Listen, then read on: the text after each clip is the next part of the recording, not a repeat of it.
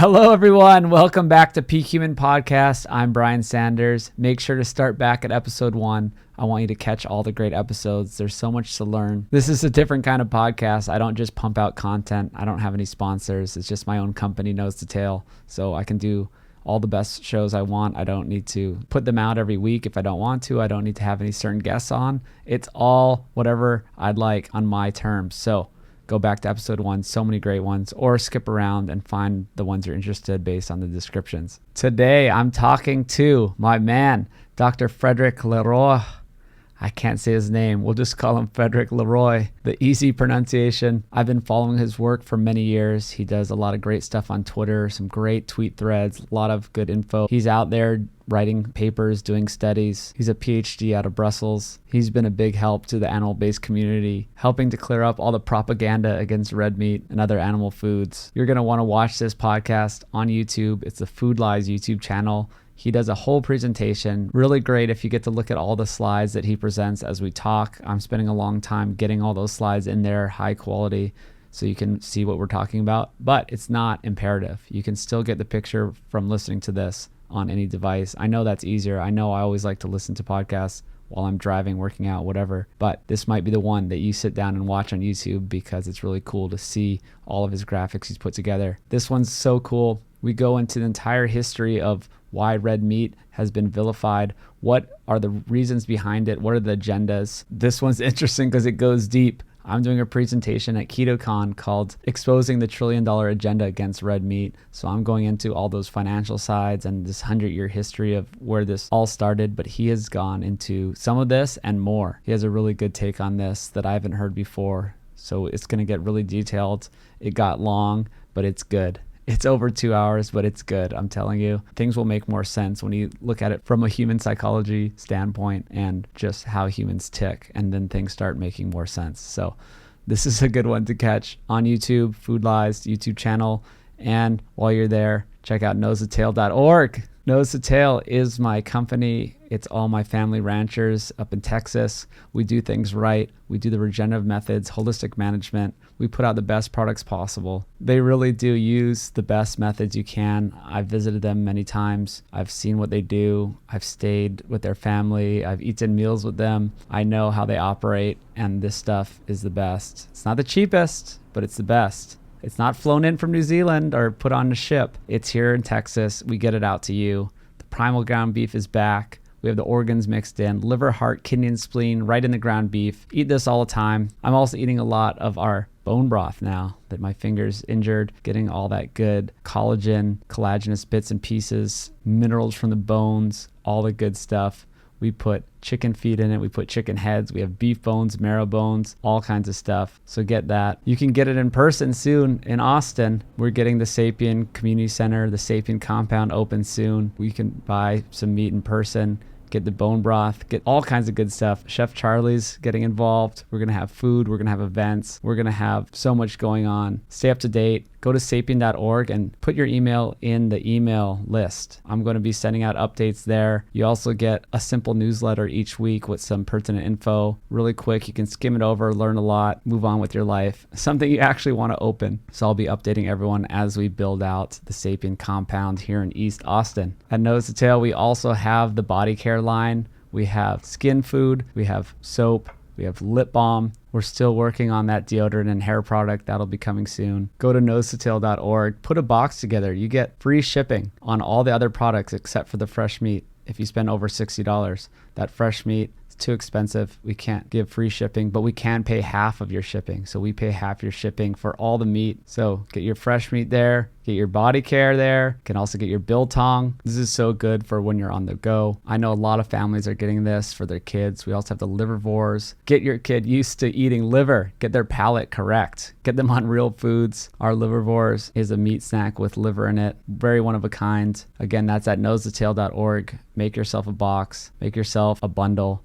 We don't do it for you. Maybe I should have more bundles, but I want people to do it for themselves and then just get the free shipping over $60. So check it out there. Seasonings as well. Got our new labels. Looks great. Tastes better. Tastes better than it looks. That's what matters. No funny stuff in the seasonings, just freshly ground ingredients. Use this all the time. And now back to the episode today. Dr. Frederic Leroy, Specializing in the science and application of animal foods in society and nutrition, Dr. Frederic Leroy is a food scientist, technologist, and professor at the University of Brussels. With a dense background in peer-reviewed journals, academic boards, and nonprofits, Dr. Leroy currently is an advocate for a deeper, more nuanced discussion of the importance of animal products and understanding of our historic relationships with them and the current war against them in Western cultures. He is the man. He's doing the Lord's work, as they say. So check this one out. Watch it on the Food Lies YouTube channel. Go to notestotale.org. Get all your great meats there and other stuff as well.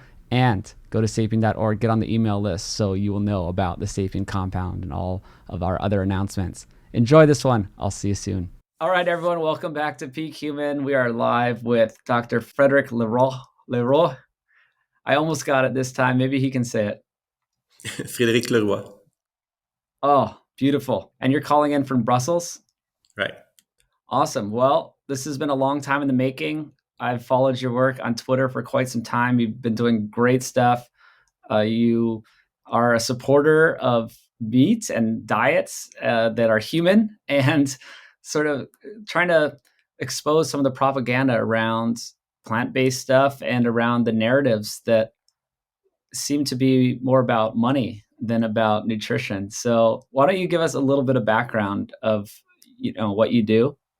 Yes. Well, I'm a food scientist and technologist. I'm specialized in food science with expertise, especially in animal products, animal source foods, animal production at the University of Brussels. And I have some engineering background, but I also have some nutrition expertise, and I try to combine all those things to look at the food system with a very special interest in animal source foods, because that's where all the action is nowadays. Well, we need you. Yeah, it's a multidisciplinary approach that's needed, and it sounds like you have that, right? You have to look at it from all these angles because it's not a simple question of meat is bad or meat is good.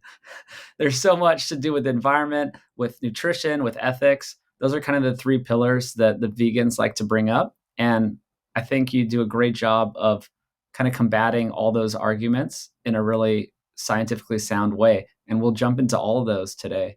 So thanks for all you do. And if anyone doesn't know, you check out your tweets aren't great tweet threads on Twitter. You put a lot of slides and info into one long tweet thread over the years. What's your Twitter handle? It's FLEROY 1974. All right. Leroy 1974. Check them out there. We're going to do some slides in this podcast today. So make sure you watch this one on YouTube. It's on the Food Lies YouTube.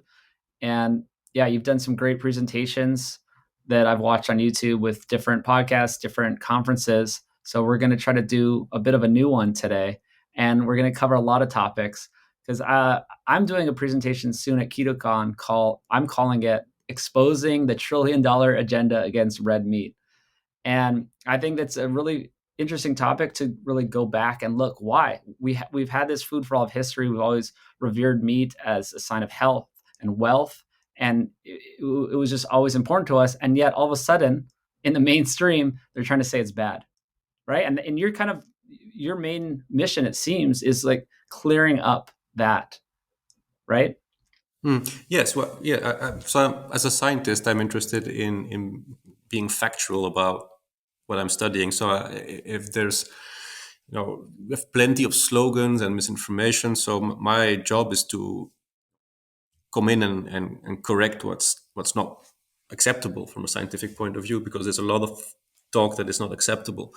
So that's part of what I'm doing. And then that's also why I've started this initiative called Aleph 2020, which is a website that is trying to bring all the information, which is complicated in the end, because first of all, the food system is complicated, but you have to talk about nutrition and the environment and the ethics, as you said, and it's not simple. It's not simply choosing between good and bad. It's a complicated state of affairs. Some things are good, some things are bad, and that's part of what I'm doing. But there's a second layer in my activities, and that's trying to understand why we're at this stage. What happened?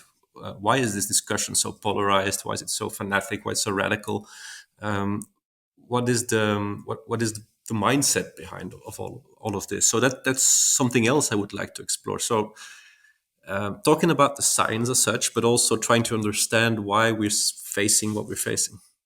That is super interesting to me. And I've had Dr. Gary Fettke on and Belinda Fettke, and they kind of get into the history of that. It's sort of this religious story, and they go back into Ellen G. White and Kellogg and stuff like that back to the late 1800s. So that's a podcast people can go back and listen to. But there's so much more to it too, and you will, let us get into some of that today. But there's so many things to cover. We have some slides here. How do you want to start? Do you want to start in slide one, or do you have any more of a Yeah, well, preamble? no, we can start on slide one, which is kind of an opening slide. It's a quote from George Orwell. Since we're heading for Orwellian times, I think I thought it would be appropriate. Yeah. So what Orwell is stating here is that changes of diet are maybe more important than changes of dynasty or even of religion. So changes of diet are very, very interesting. If people change their dietary habits, it's indicative of something else, something deeper. What the whole diet discussion that we're having, it's not just about the food we're having. It's in a way the dietary culture and the food is a lens to look at society as a whole and the other dynamics that are playing. So there's a lot going on today. It's a societal dynamic, and food is just a very good way of approaching it. So by looking at what's happening in the dietary compartment of a society, you start uncovering that this is not just about food choices. This is about many other things, deeper societal changes. So and that's what I so with all the discussions we're having about the future of food and the new foods that we're supposed to eat and to leave behind whatever was traditional and which is now presented as archaic, it shows you that there's an evolution, and it may be only a minority that comes up with this narrative of future of food and big changes in the food system. It may only be a minority, but it is maybe an indication that something is about to change. Okay, so if you could go to slide two, what you're seeing here is some examples. So what's on the left side, you have some very old-fashioned foods, right? You have an egg and you have meat, and on the right side, you have this new generation of foods, which is presented as the better version. And essentially, what you have a fake egg that is supposed to replace the real egg, and it's astonishing that they're trying to present it as the better version. It's very similar to what happened with butter and margarine. Essentially, it's the imitation that was presented as the better version, and then somehow it worked because of the narratives they connected to it and the way and the promises they made. It's better for your health and so on and so on. So people started to accept the imitation version and saw the original one as detrimental. That's a very surprising change. No, that's something. I mean, the fact that they managed to do that is quite surprising. It also tells It's you that if you amazing. could, Well, it's yeah, amazing. Sorry, this was like back in the early 1900s, and they did such a good right, marketing job of marketing to housewives. Like, this is the modern thing. Go to margarine, and you're not be like your old fashioned grandma using lard.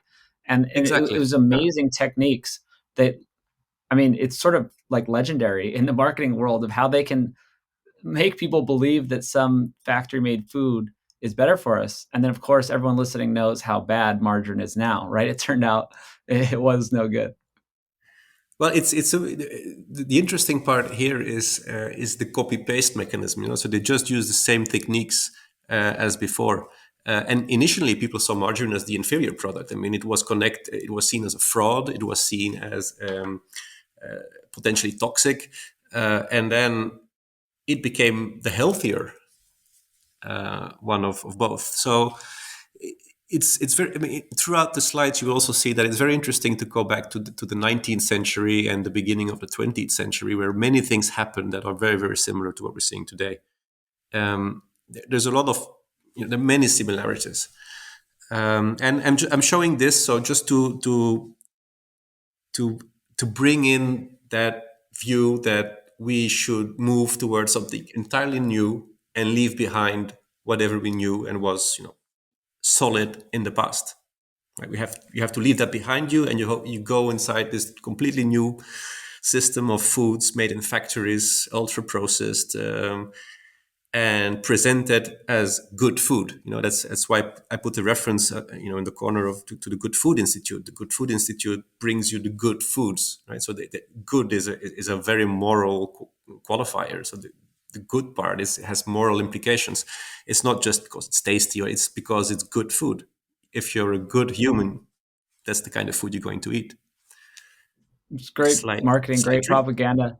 And there's like 25 ingredients in each of these if you're not watching. Yeah, yeah, and then it's always very similar. It's always it's a protein isolate, well, water obviously, a protein isolate, refined oils, and then you have all those texturizers, and you have all those colorants and flavor compounds, and that's just because you start from an input that is not very tasty. On the contrary, it's usually bitter and it has a very bad taste. So you have to process your way to make it even approximate the food you're trying to imitate. It requires a lot of processing to get there. I mean, imagine how complex an egg is and how complex a piece of meat is, or a piece of fish. It's very complex material. So if you start from a protein isolate and oil, you need a lot of processing to be able to mimic the original.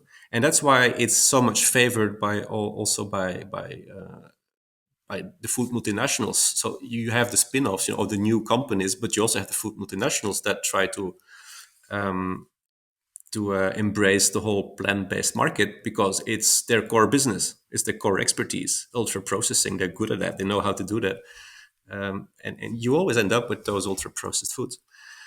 If you go to the next slide, slide 3, what you see here is a couple of snapshots from. Yeah, so it's different. It's different variations on the same idea. So you have those high level reports. You have those billionaires, and they come up with statements that meat will be a thing of the past. So you have this report from A.T. Kearney, and they say most of the meat in 2040 will no longer come from dead animals. It will be factory produced. It will be either microbial fermentation or cultured meat or just the plant-based imitations. Bill Gates, who said that we should all go, at least in the West, we should all eat synthetic beef. There you have also Richard Branson, and he predicts that all of the meat will be either clean, which is cultured meat, or plant-based by 2050. So they're talking about the next 1, 2, 3 decades where everything will completely change, and people will just forget about the conventional meat and embrace the meats of the future, the good food.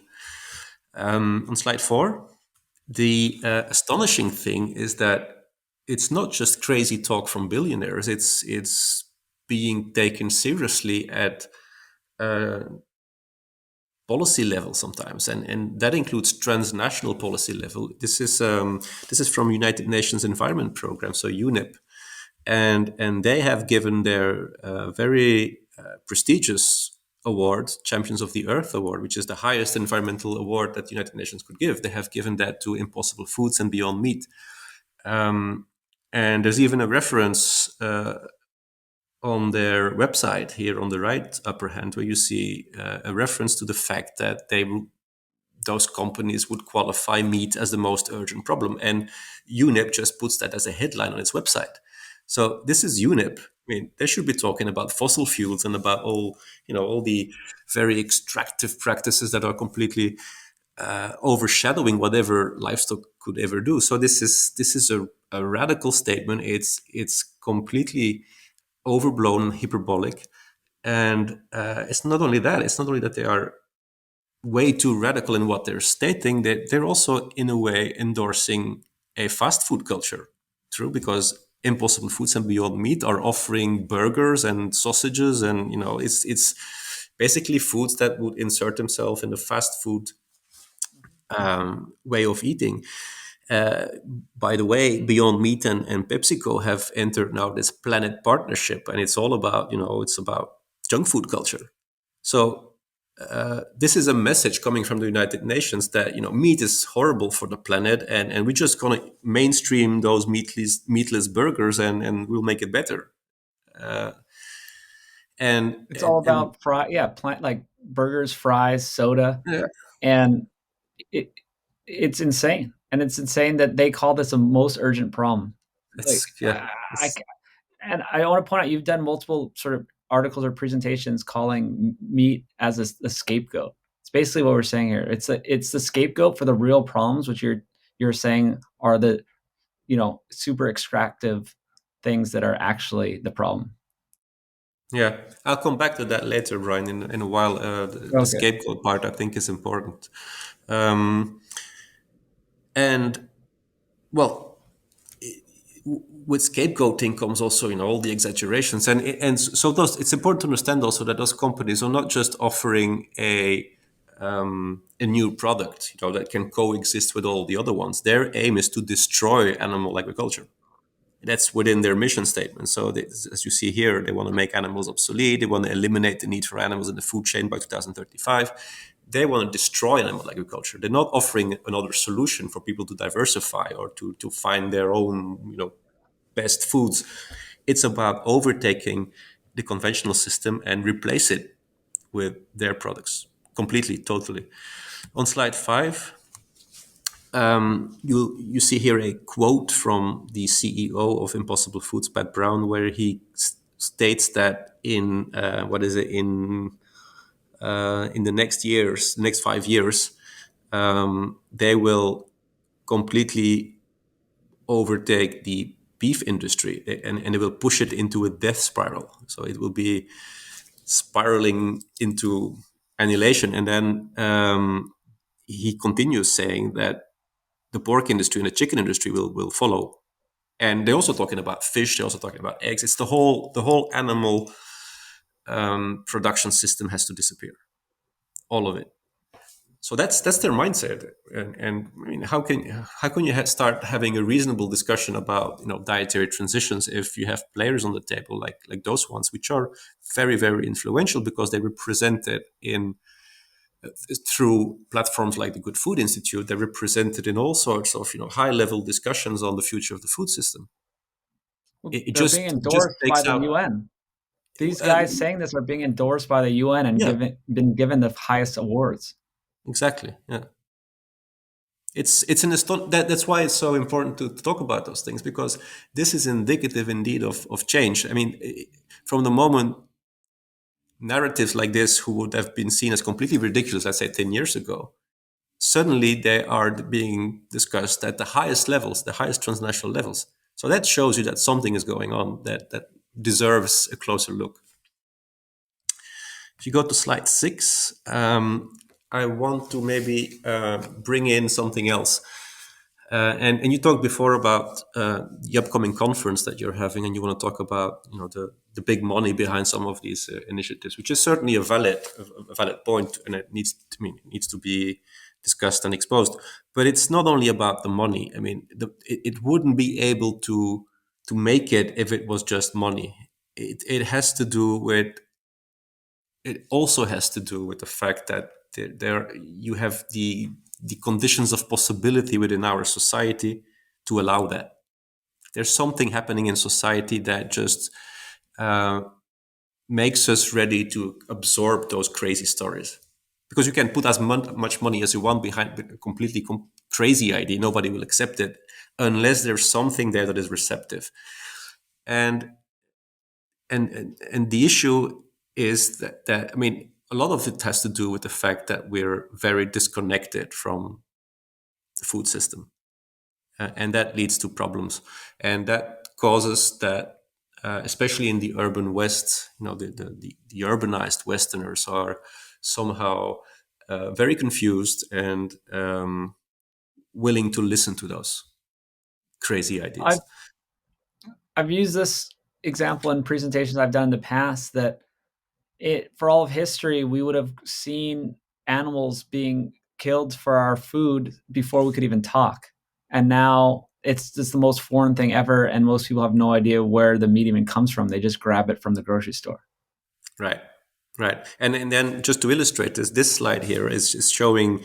This is an article that was published in the Guardian, but it talks about a novelist, and she's quite popular, and one day she skinned a rabbit and she cooked it, and then she fed the entrails to her cat, and then she posted all those pictures. I think it was on Instagram, if I'm on Twitter or Instagram, whatever. And that created a massive outrage among her fans, who completely dropped her. Just the fact that she posted those pictures, and in the end, she just did what we've always been doing, just showing where the meat comes from. So those fans that now dropped her wouldn't have any problem if it would have been. I mean, if that meat would have arrived through a supermarket, packaged and completely disconnected from the actual animal.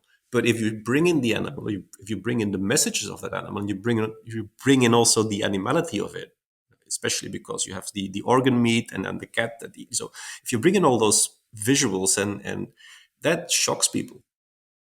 So the interesting question here is, why is that? I mean, why do people not accept this anymore? Why is it such a sensitive thing? If you go to the next slide, it's another example, and these are two examples referring to rabbits, and it's not a coincidence, because rabbits are particularly cute. If the cuter the animal, the more problematic it becomes. Now, this example here on slide 7 is um, referring to a clash between some people bringing in the animal in the food discussion. And what happened here is that some teachers in a German school, they slaughtered a rabbit in front of kids, just to show those kids, and to make them understand how people were living in the Stone Age, in the Paleolithic times, how people survived and what they were doing. So they wanted to show, from a clearly pedagogical point of view, that food comes from animals. If you eat, well, at least if you eat meat, it comes from animals. And of course, there was a whole controversy about it, and the parents started to complain. And in the end, why is it that this becomes so controversial? It wouldn't have been controversial 50 years ago, but today it is. Next slide. It's being pushed in a direction. I don't know. I don't want to like jump ahead of you, but like there's a coordinated push. Like these vegans wouldn't have a platform if it wasn't so in the mainstream. It's right. It's just, there definitely is someone, not someone, but there is a force behind this. I agree, but also, it's not just it's not just a top-down thing that has been imposed on us. Something is deeper, and it has to do, I think, with the last decades, where indeed, if you take, but I'll come back to it in a moment. But I don't think it's only because of the vegan propaganda. It reinforces it, but it somehow finds the element that they're looking for, that they can amplify. There's an element there that they can build on. That's the message I want to give in the next slides. So the vegan propaganda certainly is very effective, and it's spreading because they're so effective. But it's the reason why it works is because part of the population is receptive for it, is sensitive to that. Now, the question you could ask, and that's the one on slide 8, have we maybe just become too much divorced from our human past, and the way we're behaving in older times? So this is a table that I found in a book of Paul Shepard, Coming Home to the Pleistocene. It's a remarkable book, and Paul Shepard is a remarkable person. But his thesis here is that we're too much separated from our original blueprint as human beings. And if you do that, you run into trouble. So he advocates for a reconnection to our evolutionary behavior. And that includes things like access to butchering scenes. So the actual killing of animals should be part of our lives again. Also, copulation, sexuality, death scenes, all the things we're trying to suppress because we're afraid of them, because we don't, they're too rough for us. And we should bring that back in, according to Shepard. Going to the wild, the wilderness, solitude, participation in hunting and gathering, all those things that we're not doing anymore. And he thinks that may be important for, just being a balanced human. And on the next slide, 9, he suggests that we should recover some elements of hunter-gatherer cultures and somehow try to build on those. So he's not saying that we should become hunter-gatherers or that we should take up a hunter-gatherer lifestyle, or that we should even approximate what they're doing, but at least reflect on this very long stretch of time that has shaped us and that we're now trying to ignore, as if it were too either too dirty or too primitive, or however you want to call it, and pretending that we're this spiritualized Western pure beings that can do without all of those things. So that shows you, and I'm not necessarily saying that I 100% agree with him, but it shows you the clash between the vision that we should behave more like our ancestors and the one that says that we should transcend to this completely new state of being, which always becomes transhumanist. And by the way, transhumanism is a very popular cult among those Silicon Valley people that are now advocating for vegan transitions. So it is a clash between worldviews, essentially. And on slide 10 is a so this is a kind of complicated slide, but let me try to guide you through it. And it's a framework that I find very useful. What you see here is an axis that is horizontal, and I call it genealogy, and there's an axis that is vertical, which I call archaeology. Now, I don't invent that. It's referring to some of the historical theories of Michel Foucault, which I take very, which I personalize a lot here. So it's not exactly 100% Foucault, but it's a useful framework. So Foucault was a historian, and he's a quite controversial historian philosopher, but I find his view on history quite useful, because he doesn't see history as a very smooth process, as a linear process that is just gradual. He sees it as a jump of what he calls epistemes. So you have a worldview in a certain era, and then it can completely change and become a new episteme. And the episteme is the way people can think and talk. That's how you can think and talk within certain boundaries of time and space. And essentially, you would have major epistemes throughout human history and prehistory, and that's what I summarize in the horizontal axis. So you have the hunter-gatherer past, then you have a very different episteme, which is the one of domestication, coming after the Neolithic times. The domestication, agriculture, and then you have the post-domestic societies, which have been industrialized, have a completely new way of looking at animals and food. And it looks a bit like we're somehow trying to find or move towards a new episteme, where we have a different conception of food. And it looks a bit like we're in the struggle now in that transition phase, and it's very hard to predict what will come out of that. And to understand what is going on, the vertical axis comes in, and that's the archaeology. So it's not how epistemes evolve; it's just digging in one episteme and just as an archaeologist, try to dig up things and look what you have. And it's particularly important to look at discourse and narratives and put them together and see how people within a certain episteme behave and talk and think and learn from that. So you can do that for all of those periods. And the one which is indicated here is the post-domestic one, where you see that people talk about meat in a way that it's valuable food, and it's normal to eat meat, and it's necessary to eat meat, and it's natural to eat meat. It's nice. This is the 4N theory that some academics have come up with. So the way people looked at meat in the post-domestic episteme is largely positive, and they justify it.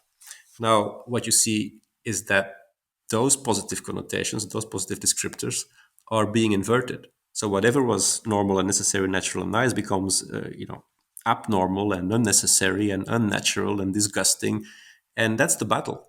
So that's the tension, that's the friction, that's the potential transition that we're seeing. And we shouldn't just dismiss it. This is something deeper in society. Mm. You're saying it's beyond just messaging and money. This is just Yeah. kind of like how a society can progress. Well, progress. I wouldn't like to. Yes, progression gives you the suggestion that it's a positive evolution. It's not necessarily going upwards. So it's a transition. It's a change, and the change is there because of the way we are dealing with things and the way we are, um, you know, the way we are outlining and establishing our society. Well, Our food certainly system seems has like it's changed. happening. Well, yeah, the food systems change, and everyone I know that's younger, the younger generation just believes in this new paradigm that, like you said, yeah, abnormal, unnecessary, unnatural, disgusting. Like that's the paradigm they're working in when you say meat. Yeah, yeah. And the amazing thing here is that, so if this is a very simplified graph, so but if you would have a more realistic representation, the hunter-gatherer period would be an enormous part of the graph. It would be huge. Mm, And then the change we're looking at now is happening in a tiny little fraction of our existence. yeah. We're talking about a couple of generations, uh, and yet it's completely overturning the way we're looking at it before, very, very quickly, very rapidly. So it's a very rapid evolution. And it seems like things are accelerating. And that probably has to do with the speed also of technology and the societal changes we're seeing that are very, very rapid successions of technology. And that changes the complete paradigm. So it's a very, very rapid evolution. It takes place in the younger generations. And it's not just a gradual process. It's completely overturning it. It's putting it upside down. And that's the interesting part. No, it's not about it's not that's what again Foucault is trying to come up with. Usually it's not that history just gradually unfolds itself. It jumps. It makes those weird, bizarre jumps, and those are triggered by some major events in society. So if you go to the next slide, this is just to show you the example of what an archaeological approach can mean. If you look at discourse, this is something we did by looking at the Daily Mail. So, Daily Mail is one of the most read newspapers worldwide. It's on the populist side, so it's a bit sensationalist as such. But interestingly, the sensationalism increased rapidly after, let's say, 2005, 2006. So what we did was looking at all the articles that were published in the Daily Mail dealing with meat and health from the beginning of the century for 15 years. And what the graph is showing you here is that there is a very rapid increase in the length of the titles. So the titles are more inflated. So they become longer and longer, and they also become more sensationalist. And also, what we found is that half of the articles were negative. They were saying that meat is bad for you, and then the other half was saying that meat is positive. So it's completely conflicting information. It becomes more sensationalist with the time, and you have crazy headlines.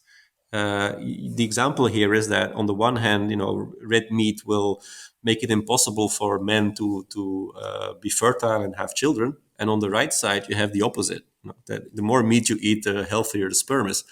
So that's complete. That's conflict. That's within the same newspaper, and so something is going on in the way we talk about meat as well.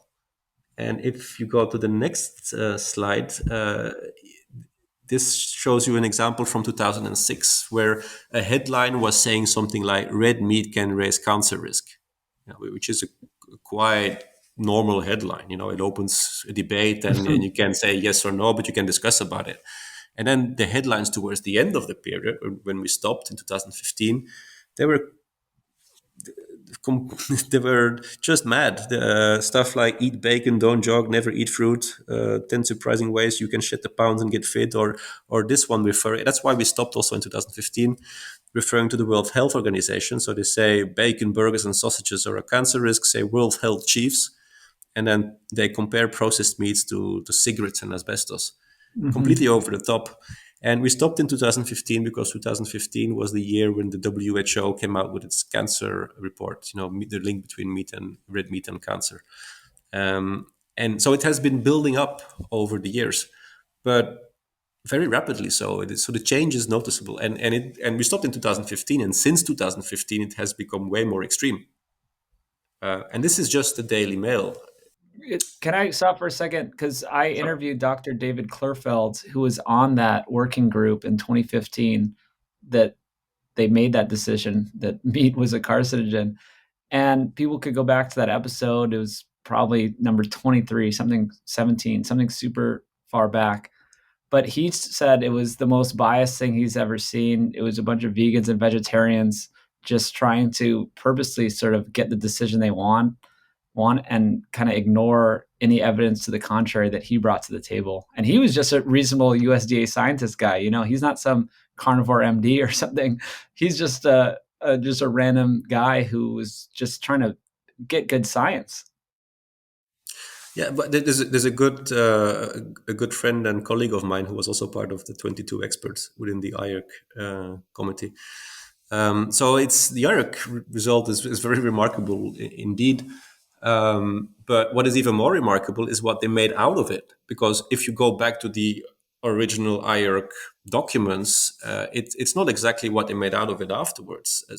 What the IARC has done is coming up with a hazard classification. And you can say, well, that's a bit of useless exercise because they're classifying everything as a cancer risk and as a cancer hazard. And um, they're doing that for sunlight and for being a hairdresser. All those things come as a hazard. And they put meat in those boxes as well. Uh, but in the end, that's where they stopped. So they don't talk about the risk of eating meat as such because you need a risk assessment for that. You need to evaluate that risk through a proper risk assessment, and then it's about the dose and the exposure and how vulnerable people are to this. It's a much more complicated story, and that was just all brushed away, and then they came up with headlines comparing meat to cigarettes. It's yeah, well, but that's a whole discussion on its own. But the important part of this is that it comes with a label of authority. So people refer to the World Health Organization, and that just gives that scientific um, halo that is important if you want to convince people. If you because if you come up with those crazy ideas, they will keep on sounding crazy until you can somehow scientify them. If you connect them to science, then people start to listen. Never mind that they Yeah. distort the science, but that's what's happening. And you have a couple other presentations online about how they distort science and kind of going back over the years, and maybe we can get into it. You tell me when the good time is, but to people who don't understand this type of stuff, that the WHO can be biased in a certain way, and the UN can, try to make it, seem like they things are what they want them to be. And it sounds a bit like a conspiracy theory until you trace it back and realize that it all makes sense and it's all kind of out in the open. And it's been this whole, like, I don't know, 60-year thing that's been going on or longer.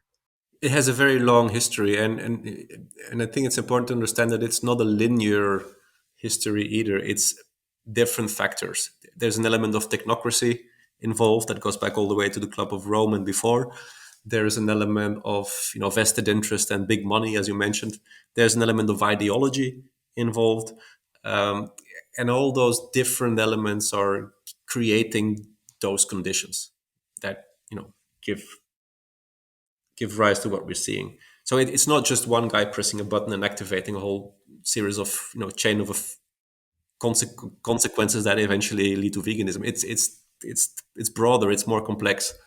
It's hard to talk And about because it's so complex, and it takes years to try to, like, dig through it all, and really understand it. And I think a lot yes, of people, based on my Instagram, a lot of people are kind of tuned into this and they understand what's going on. But to a normal citizen, it sounds like insanity. Right. Um, Let me just maybe go back to the slides here on slide 13. This one. So, what the argument I want to make here is that people have a hard time to understand that things are both good and bad. Even meat is both good and bad. It all depends. That's what I was a bit referring to also when I was talking about IARC and the World Health Organization. Now, meat is a healthy food, and it's a very important food. It's nutrient dense and it's part of our evolutionary diet. It's a great food. But if you're gonna prepare it badly and you're gonna make it, it's gonna be all black because you burned it, then it's gonna be bad for you.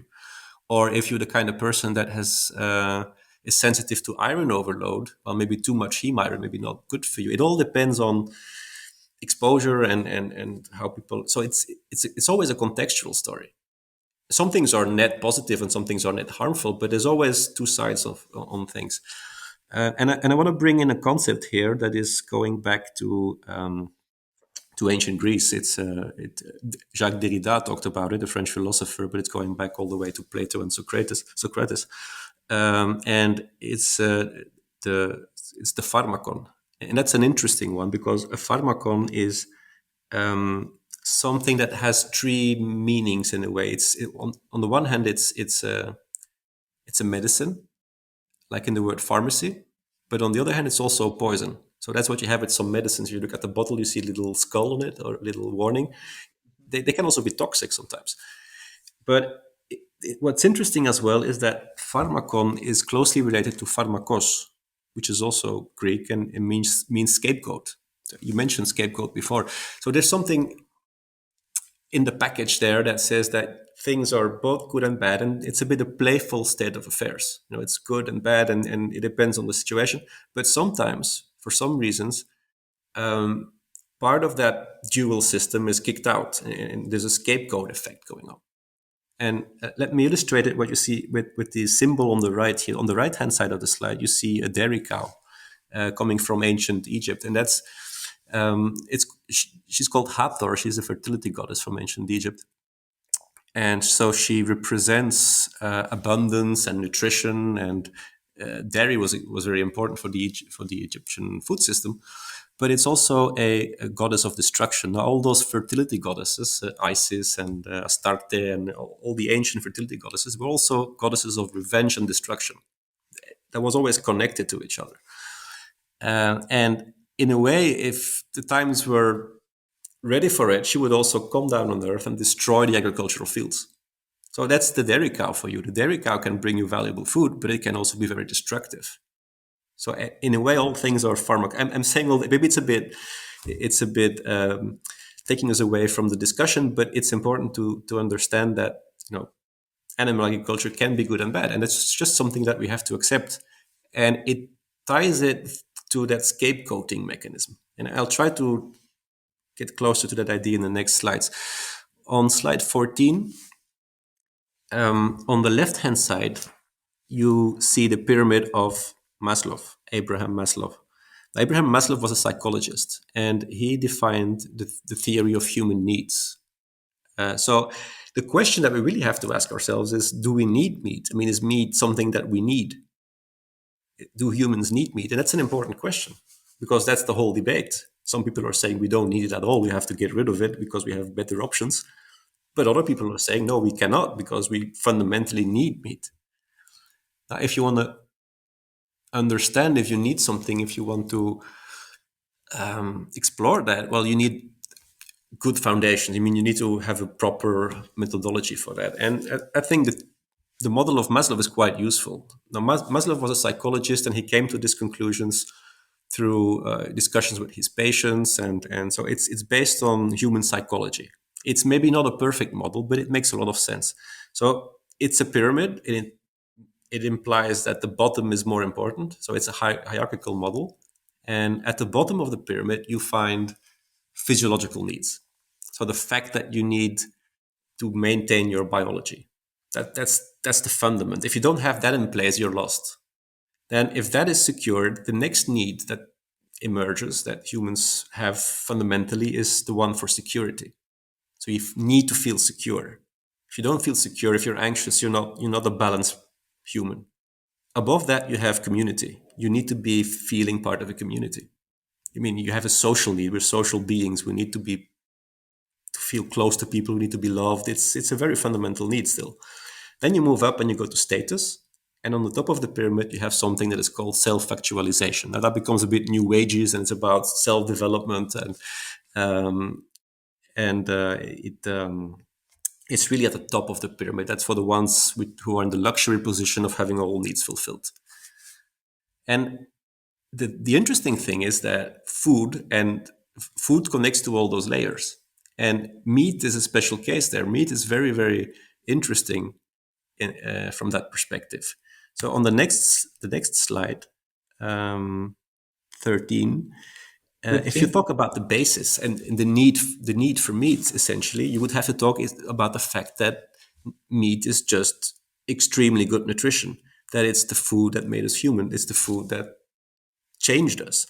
It's because of the eating of meat and marrow and other foods next to the gathering, basically. But it's the shift to those very nutrient dense foods that made it possible to grow the brains, shrink the digestive system, and make that transition to a new species or a new genus even. And we lost all of the fermentative capacity. Well, not all of it, but we lost a lot of fermentative capacity compared to the other apes, and we became, humans. On the next slide, 16, this is a reference to something that has kept me busy recently, which is the global burden of disease study. Now, on the one hand, you have this evolutionary past where meat was extremely important to the point that without the meat, we would just not have made it. And this is from today. This is the global burden of disease study, where the global burden of disease scientists have come up with new numbers in their study. So every so many years, they revise their study, and then they talk about the risk of many factors that are affecting global health. And red meat is among them. And red meat in the previous version was an acknowledged risk factor. So they mentioned it, but it was a tiny effect. It was the least important of the dietary risk factors that they listed. And suddenly that has changed. So the effect has been multiplied hugely by a factor 36, I believe. And the reason is, well, there are a couple of reasons, but the main reason is that the threshold value for risk has been reduced to zero. So whereas before they were saying you can have a portion of 22 grams of red meat per person per day as a safe consumption, now they have put it at zero, right? So it's implying that uh, every bite of meat is harmful.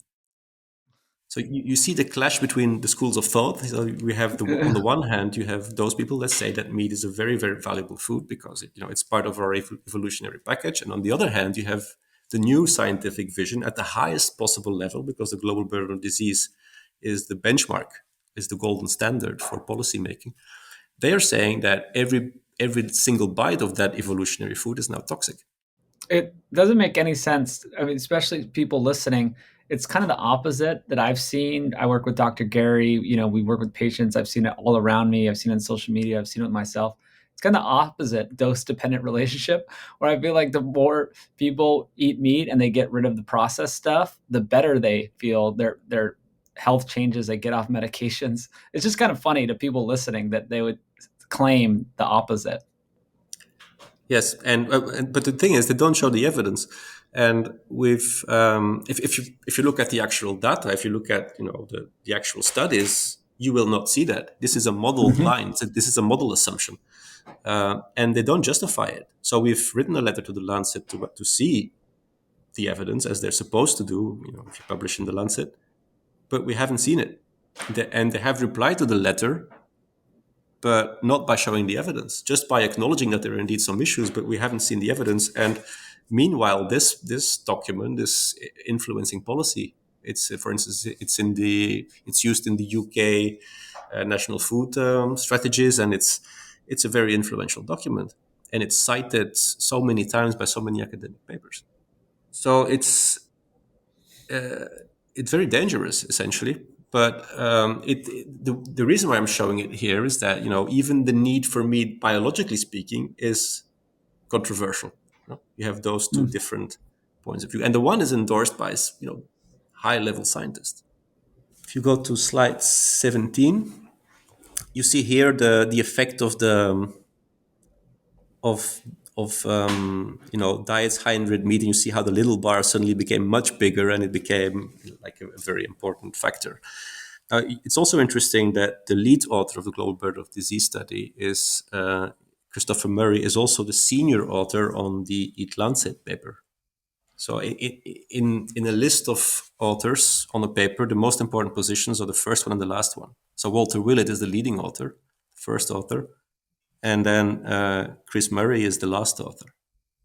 And the global burden of disease is being used also to calculate and come up with the Eat Lancet diet. So it was built on the previous GBD study. Now, Eat Lancet is talking about the Eat 2.0. So if this continues, the case for meat will even look more desperate. It's crazy. I think people might remember if they've listened to my shows talking about Eat Lancet. It was something like 7 grams of red meat per day was what they wanted, and this is the quote planetary health diet.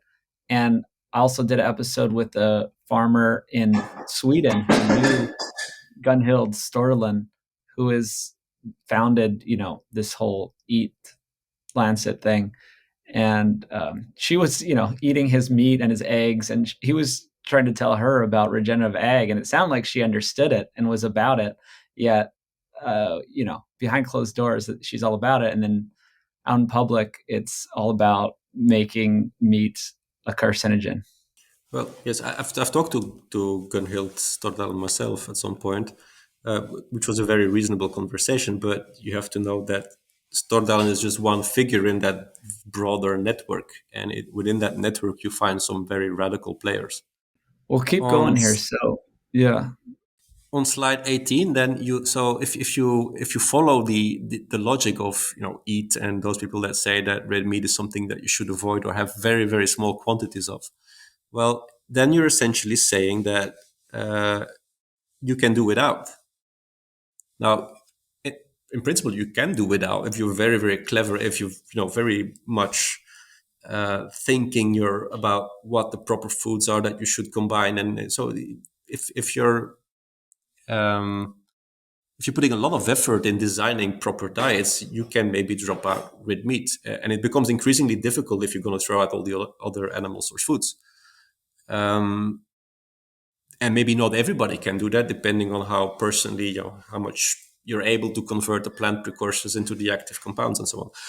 But what I'm wanting to say here is that the more you throw out those animal foods and those nutrient-rich foods, the less robust your dietary approach becomes. And if you look at those countries that Eat Lancet is suggesting as the best possibilities for planetary boundaries and health boundaries, well, then you end up with, as you see here in the quote, India, Indonesia, and so on. And those are the exact countries where you have huge stunting levels in young children. We're talking about more than 30%, 40% of the children are stunted in those countries where you have little red meat.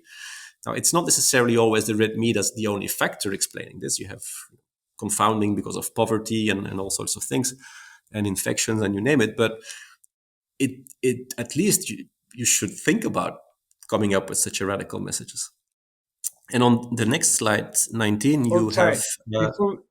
Before we move on, this is such an important slide. I want to describe it a little. I posted Go ahead. this study on Instagram before, and it's all the different countries and their meat consumption correlated against the stunting in children, and they're inversely correlated. So all the countries with the least meat consumption have the most stunting, and Yeah. it's pretty well correlated, and it all makes sense. And they're trying to say we want to eat this small amount of meat like these countries here, and yet those are all the countries with, like you said, 30-40% of stunting in children, which is extreme malnourishment basically.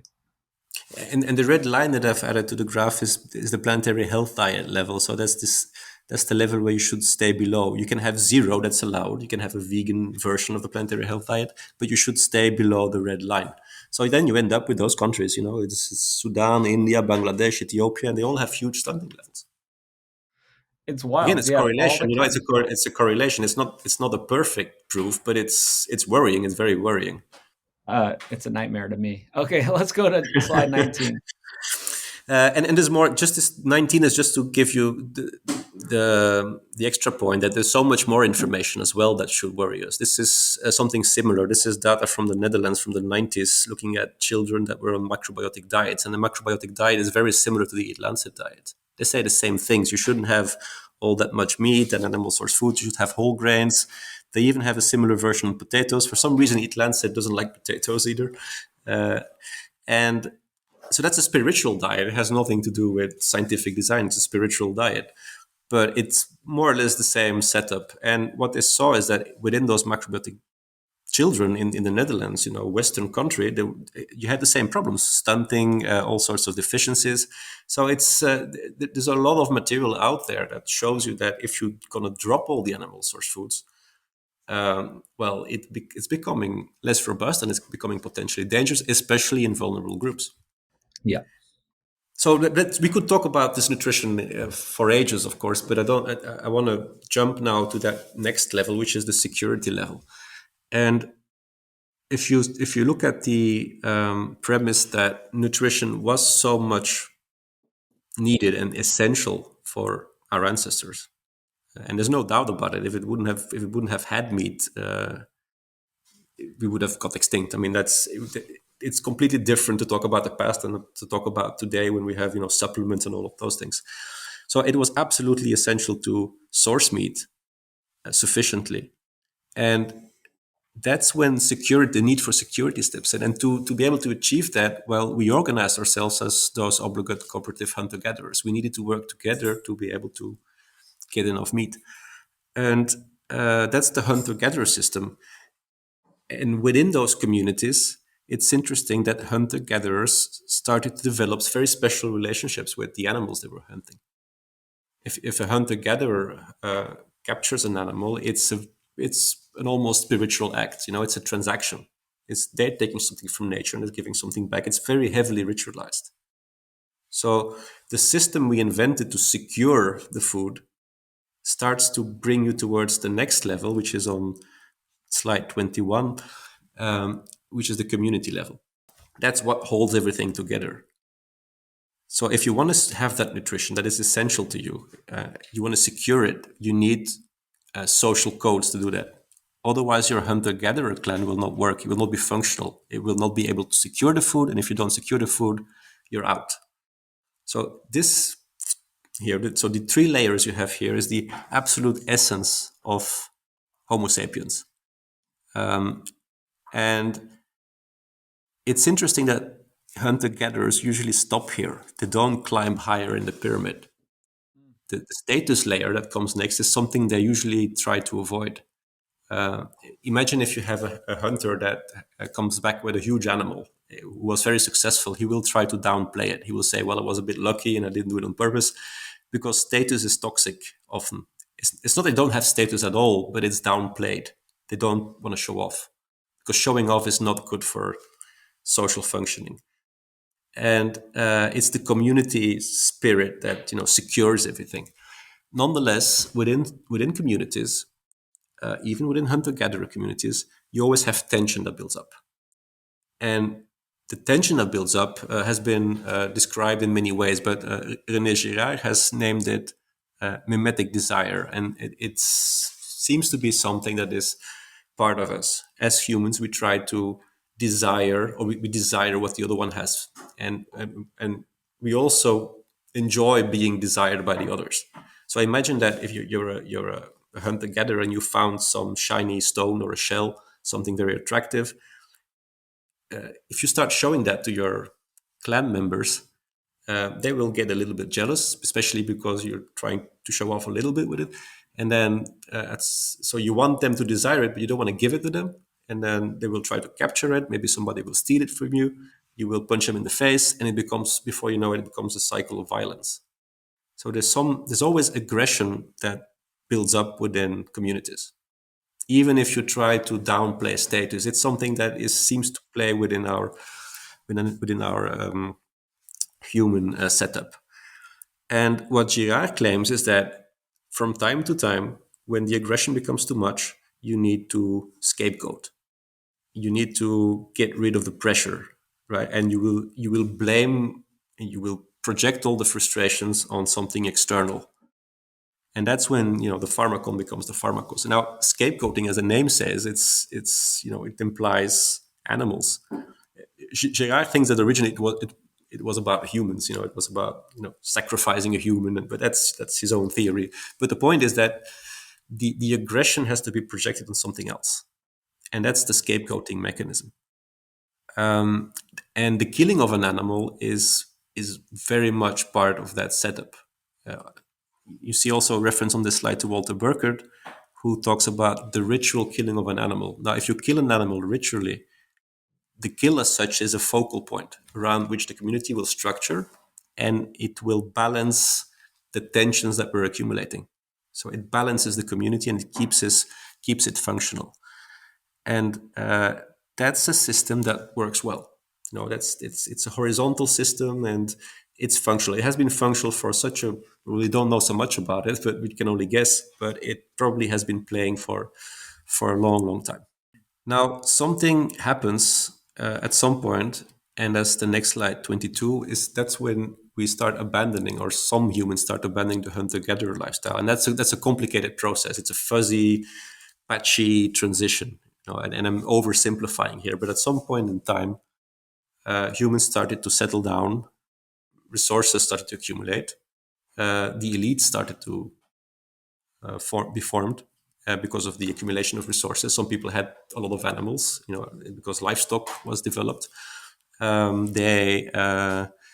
They became the elites, and taxes were introduced, especially based on grain production, and the diets changed, and the diets became very much different based on staple foods that were obtained from cropping, and the animals were more used to keep the agricultural going more than they were used to produce meat.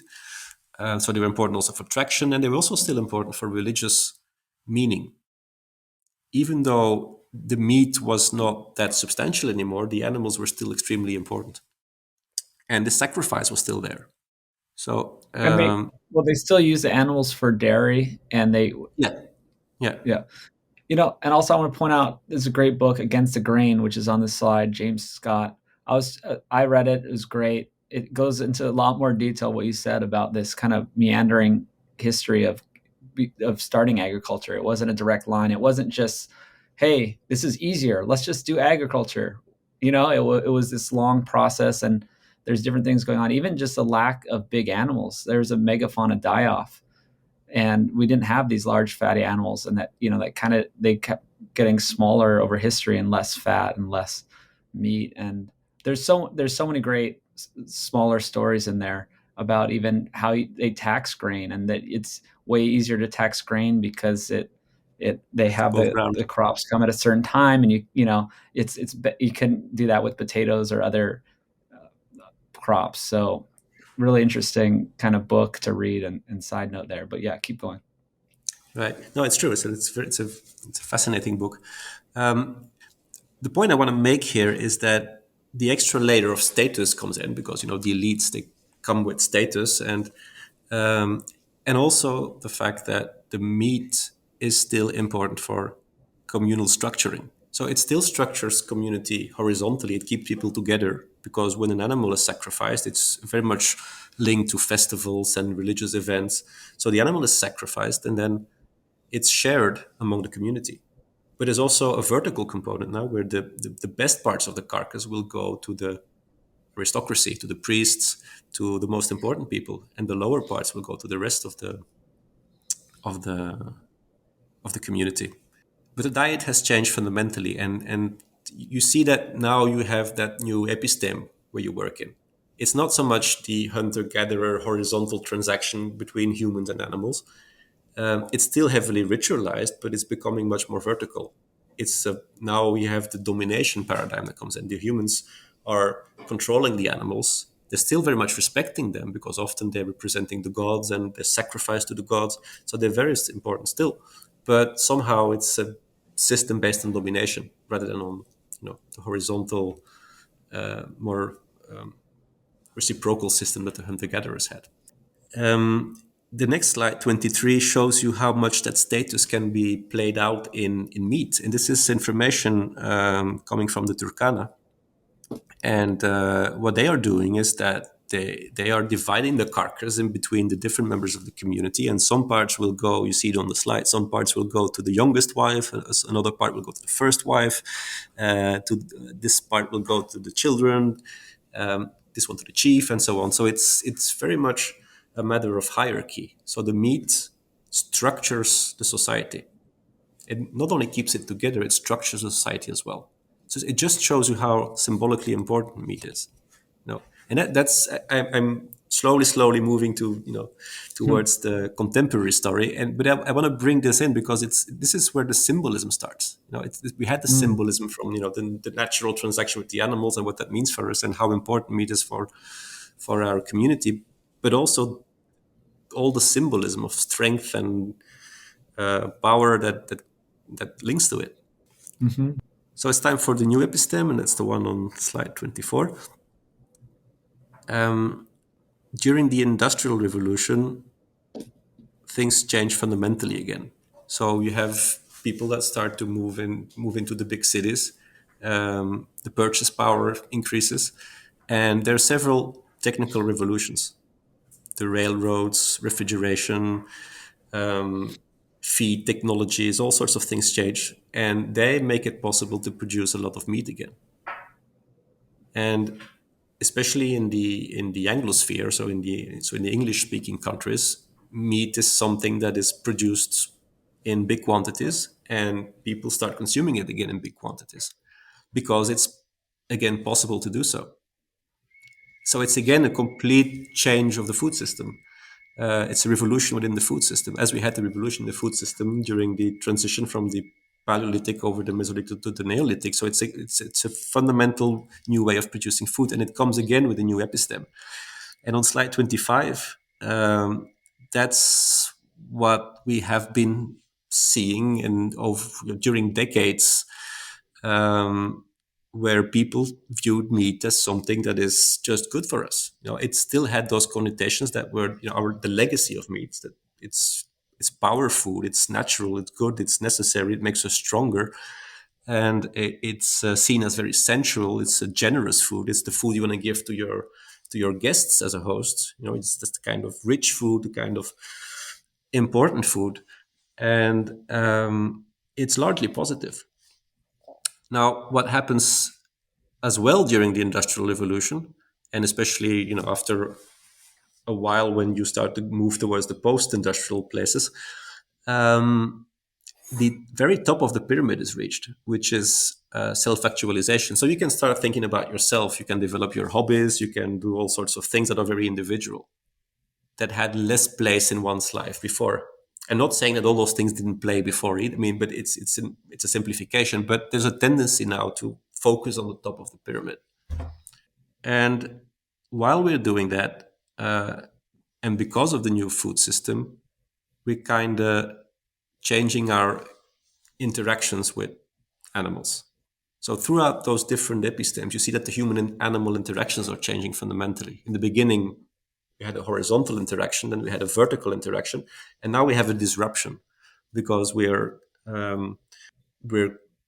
having the animals out of the cities. They're out of sight. They're slaughtered out of sight. They're entering slaughterhouses because they're not anymore on the streets as they were before. In the early days in New York, you had the animals were brought in and then they were slaughtered on the streets, and you had all the visuals and all the smells. But that had to disappear because the new middle classes didn't like that. They thought it would corrupt the youth. It would make them violent. It was smelly, it was dirty, it had to disappear. So it went into the slaughterhouses, and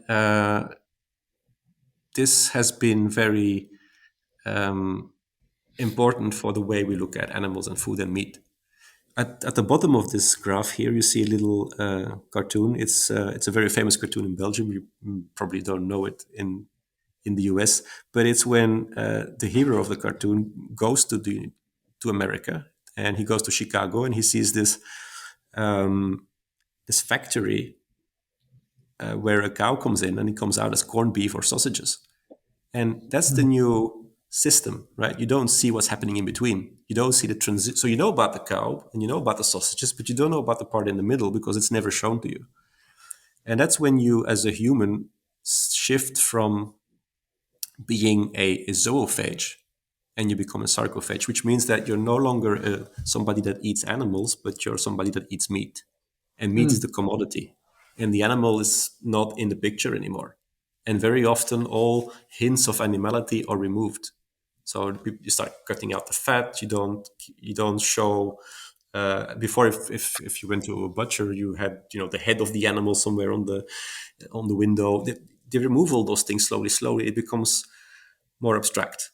So it becomes a pure commodity, and you eat the meat. You don't eat the animal anymore. To the point This that at is some stage you even now, and that's what we're facing now. You become the necrophage because you're said to be the eater of death. Meat is murder, so what you're eating is pure death. So from all the way from being an eater of animals and having kind of complicated relationship with animals, now we reached the point that some people are seeing this as a as a very problematic activity. that's what the vegans always say online. Like they call it like eating corpses. Like you crazy carnists are eating corpses. And I had my own little version of this because even I'm very tuned into this process, and I even have a meat company, and I know how this stuff works. But it was very important for me to go and see it done and be part of the process. And this happened only recently. For this past Thanksgiving, I went to a turkey harvest, and we grabbed our own turkey, killed it, cut the neck, did the whole thing, defeathered it, did the whole process. And it was so interesting to do that. But I had this weird moment where right at the end, uh, we put it in a bag, and it was kind of like the branded bag and it looked like it would see in a grocery store. And for some reason it kind of blew my mind because we went through this whole process, and then boom, it went in the bag, and I'm like, oh wait, this is exactly what you would just buy at the store. It was like this weird aha moment because I was like, oh, this is what you get in the store. It's like, for some reason, my brain, even though I was very acutely aware of all this stuff, but seeing it, I'm like, I just did that in the past 10 minutes, and it looks exactly the same as if I walked to whatever Ralph's and just grabbed a turkey. That's so interesting. And so, yeah, people, you got to just go do it. You got to be connected. I can see that I was disconnected a bit, even though I get it. Yeah, and that's what I showed in the beginning, the Paul Shepard book and his view on it. It's you filled in the gap here, you filled in the missing piece, and you put the whole picture together. But that's not what people are seeing. And when they're seeing it out of context, when you throw in those visuals and those images from slaughterhouses, you're shocked because you're not sure how to place. I mean, it's a very shocking image. I mean, if you're not able to contextualize it and to put it in the larger picture, it's shocking to you. And that's what vegan activists are doing. They're taking those very strong images and throwing them just in your face, and you haven't been exposed to them. You don't know what they are. They look impressive, and they look shocking, and then you get those short circuits in your brain. Um, so the whole vegan propaganda part plays exactly on this, the fact that we've been closing the curtains and that we're completely unaware of what's happening behind it, and in the end humans are empathic beings. We are empathic when we if you see an animal and you don't have a sound relation with that animal anymore because it has been Disneyfied, and it has become an abstraction, and it's all cute and fluffy, and but you don't understand animals anymore as a human. You don't know where they're coming from, how we have been interacting with them. It's becoming difficult to place that. Well, and he said Disneyfied, right? It's like, yeah, it's Yeah, Bambi's your friend. It's right. yeah, it's Yes. this whole Yeah. thing. Yeah. All right. Let's so So 27. yeah, 27. Let's go to another level now. I'm trying to move towards that new episteme that is evolving and trying to see and anticipate where we're heading and what may come out of that. So what you're seeing here is the same pyramid but upside down. And that's somehow what happened in the post-industrial West, in the urban centers of the post-industrial West. All the focus we have is on the top. It's all about the self. It's all about how we present ourselves on Instagram and how we like to present our identities. That's where we have all the focus, and then on status, of course, because we're not only presenting ourselves, we are really trying to get appreciated by the others and get all the likes and all the positive vibes out of that. And if we don't, then we collapse. Okay, so all the focus is there. Community is somewhere still in the middle, and then at the bottom of the pyramid, those things are just taken for granted. Security, nutrition, we can find food any moment in time. Um, Shops are open in the night. We don't have those issues. We don't have to think about those. So all the attention goes to the top, which has its positives, because if you have that, you can develop and you have a culture that is leading to openness. But it also comes with lots of disadvantages, and especially because it's just not stable. It's just not. It's a pyramid up. And the metaphor is quite valid. I think if you put the pyramid upside down, it's a wobbly thing. It's able to hold itself until there's a little wind. If there's a little shock, then it will just collapse and fall down. And that's what we're facing now. We have this upside down pyramid, and we start to feel the stresses. We start to feel the little wind that is, upsetting us, and that can be the pandemic. It can be the war in the Ukraine, collapse of the supply chains, climate change. All those big crisis things, they are putting pressure on this system, and it works only until a crisis shows up. And it's interesting to see what happened during the first days of the pandemic. What people were doing, they were going to the supermarkets and buying all the meat and the dairy. They were not buying the Beyond Meats. They were buying the old-fashioned foods that were giving that sense of stability. They were associated, with good nutrition, and they forgot about all the other things. All the frivolous new good foods were just not in the picture anymore. And, Yeah, and they people weren't started to panic look up. buying. They weren't panic buying like donuts or chips. They were panic Yeah. buying them. And I took all the photos too of the big Beyond Meat stuff, just completely stocked. No one touched it. And oh, I mean, it's everywhere online. You Hmm. can find these Yeah. photos. So yeah, And toilet paper, no, which is another basic need. yeah, So it was all about the basic needs, the very fundamental things. People were just hamstering those things. Um, and also looking at, because of the search for health, people were trying to improve their immune system. They were trying to figure out where you find vitamin D and zinc, and that was on their minds during those days. And the community was extremely problematic. With the lockdowns, everybody online, you sensed that your community was not a stable thing. You couldn't build on others. You couldn't connect to others easily. You had to talk through a video screen.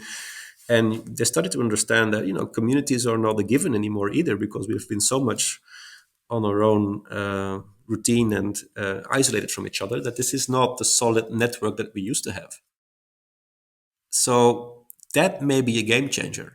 Those shocks that we're feeling now may be game changers that will play somehow. I don't know how, but they may somehow affect the evolutions that we're going to see in the next years. And on what I did on this slide as well is connect those layers to different problems. So if you ignore nutrition, if you think nutrition is not important as a need, and you throw out the valuable foods, well, the problem is you may end up with poor health, poor metabolic health. And then if that foundation is not in place, well, all the rest will be problematic as well. If the given is that you have a poor health situation, well, it's very hard to construct a solid pyramid where you're going to feel healthy and balanced. And you just start from a problematic metabolic basis. Then the security layer, if food security starts to collapse, and we have now increasing anxiety about the supply chains. It's something that keeps us busy. we're not all that confident anymore that tomorrow we're going to find the same amount of food on a reliable basis. Communities are, you know, if you don't belong to a community, you feel lonely. If you feel lonely, you don't feel good. And then status is extremely toxic. It's what creates the class anxiety. And when you have class anxiety, that's when you have the scapegoating mechanisms. That's when you don't feel your if you don't feel your proper place within the communal structure, you feel like you're being the one losing out. Uh, you get very very anxious, and that is the trigger of most of the scapegoating mechanisms.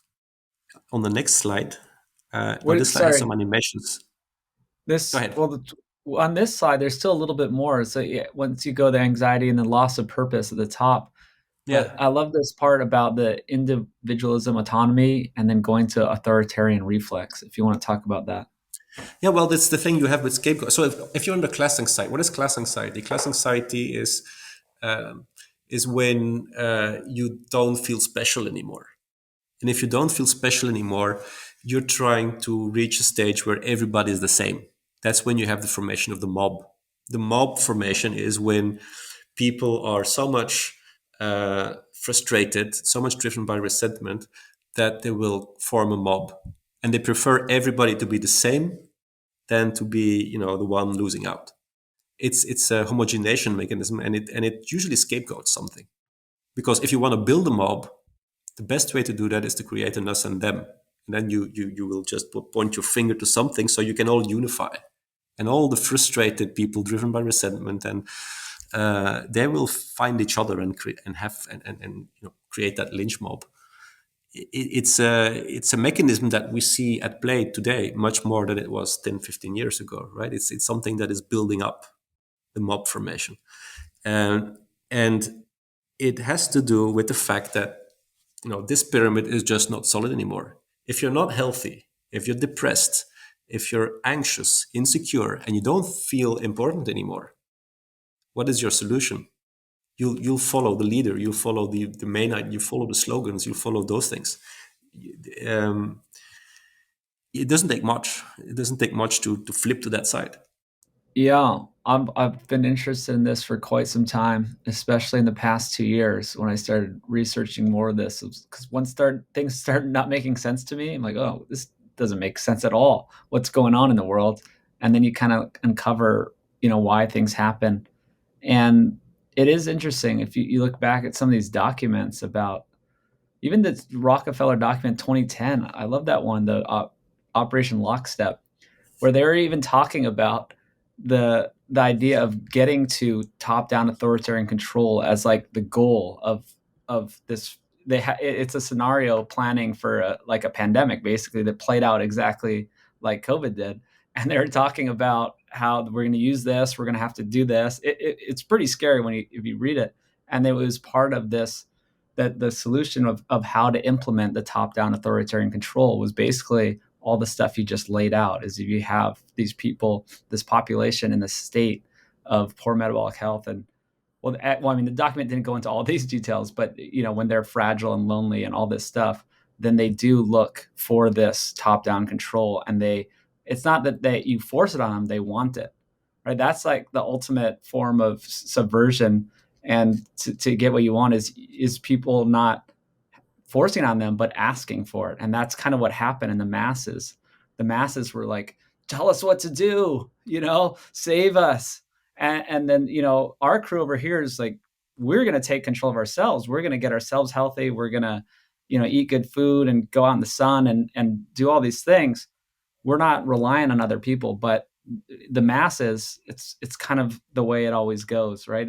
I'm always interested in the dynamics of the power, right, between the elites and the peasants, basically, and I think they kind of always know this simple like psychology and how it works and how to control the masses. But I mean, that's almost their job. It's like, what is the job? I like to use the preschool teacher and the principal and then the kids.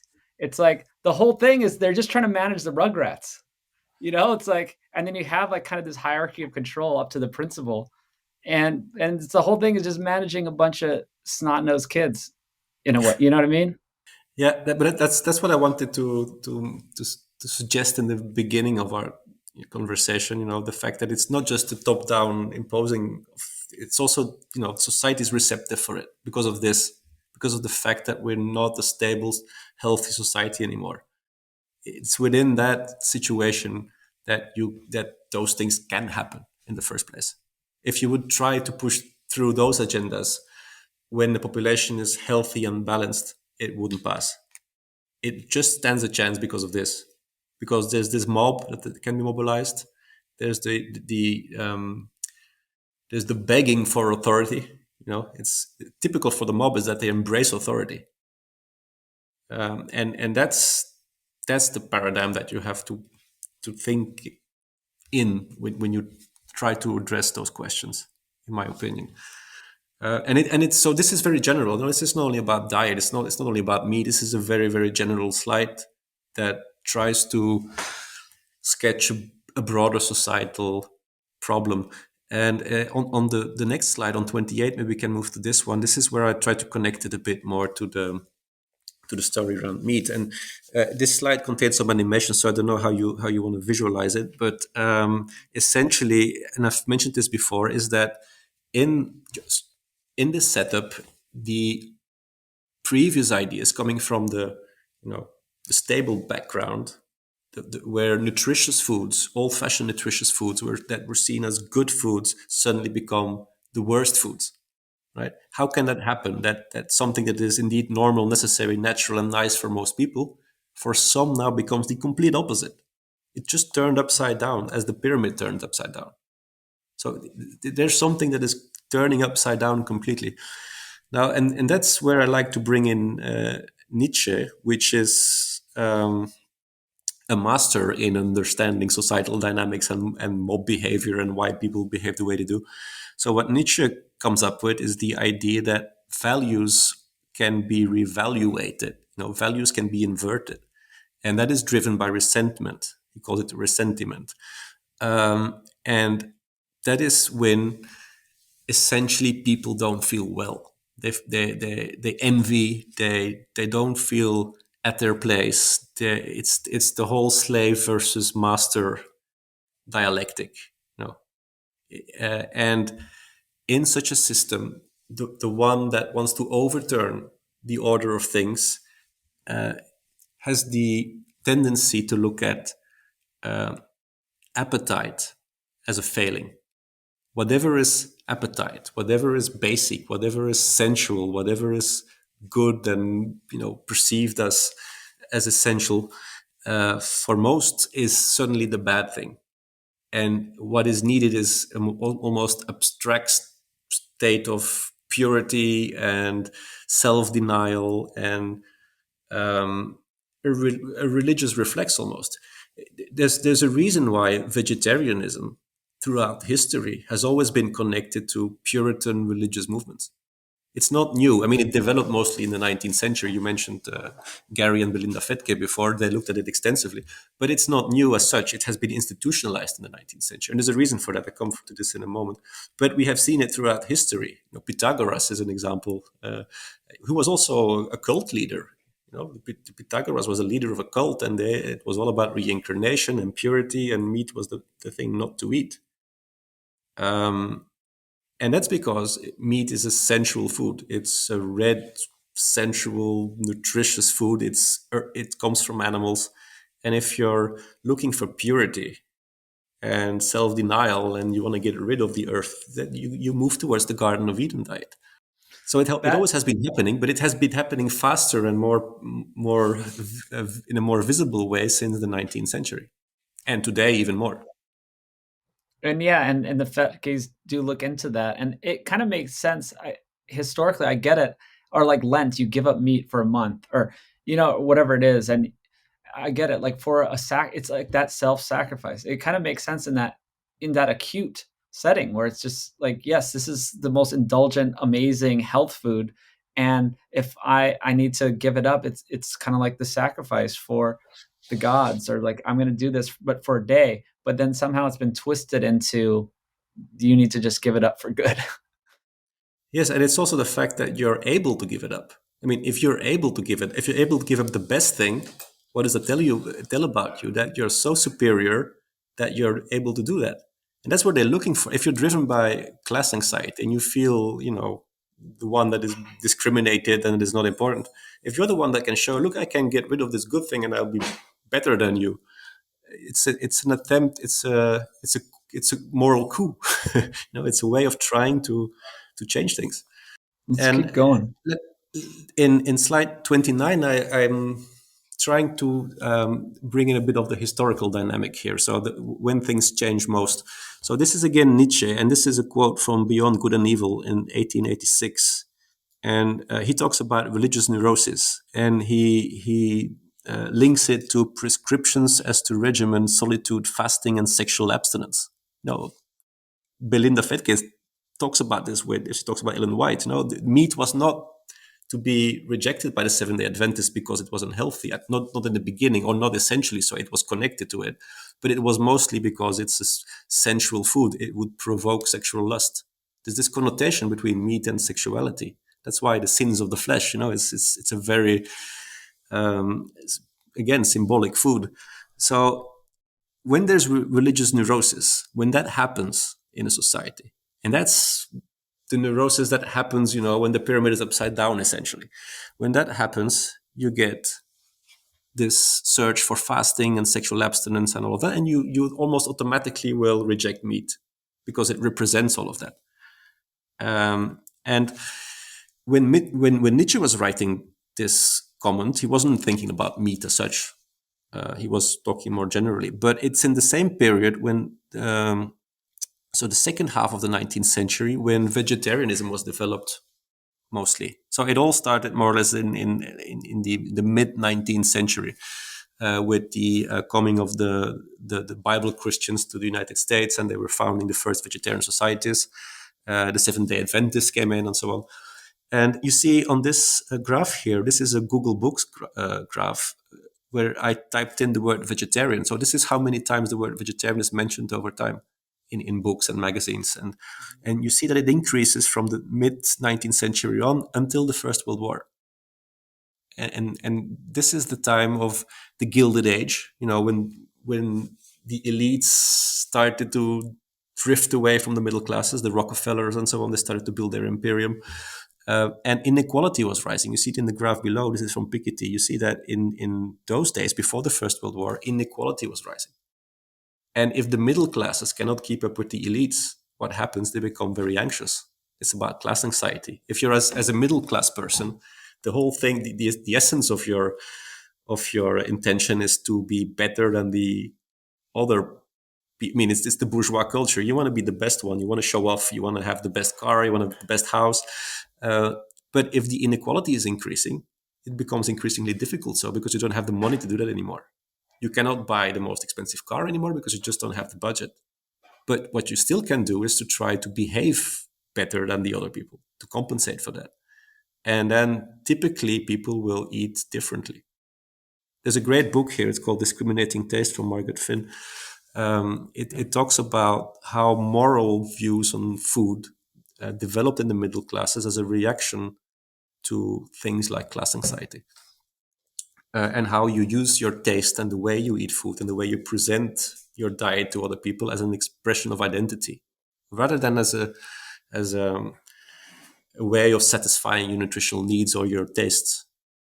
And the more you can steer away from the foods that are connected to all the old values, and you can move towards the more progressive ones, which come with self-sacrifice. You eat the bland food, the whole grains. The more you can do that, the more moral superior you become, and the more you climb in that social hierarchy. So that's the thing that middle classes typically do if that shows up. So it's not a surprise that during the Gilded Age, vegetarianism becomes more important.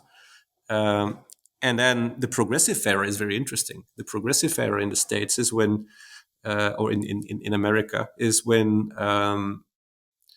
after that rise of the inequality, when the socialist agendas come in, when the slavery debate develops, and when the